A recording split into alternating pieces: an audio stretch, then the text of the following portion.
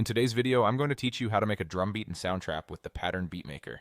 We'll start from the very beginning and build a clean, catchy rhythm you can use in any project.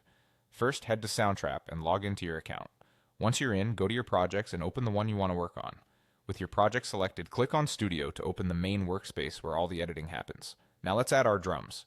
Click Add Track, choose Drums, and then select Pattern Beatmaker. This opens a grid designed specifically for programming beats quickly and visually. Across the grid, each column represents a 1/16th note, so there are 16 steps in a typical bar, and each row is a different drum sound like kick, snare, and hi-hat. Clicking a square turns that hit on for that moment in the bar. Clicking it again turns it off. This makes it easy to sketch ideas and instantly hear how they feel. Start with a simple foundation.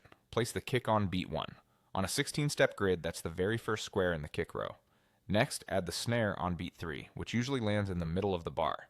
This classic pairing gives you a clear downbeat and backbeat and works across most styles. With that in place, add movement using hi-hats.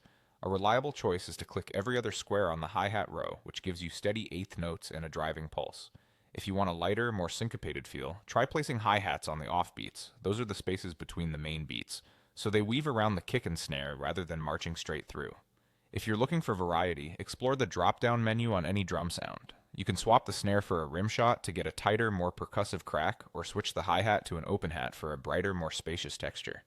Small changes like these can dramatically shift the vibe without rewriting your pattern. As you build, focus on clarity. Leave a little space so each element has room to be heard.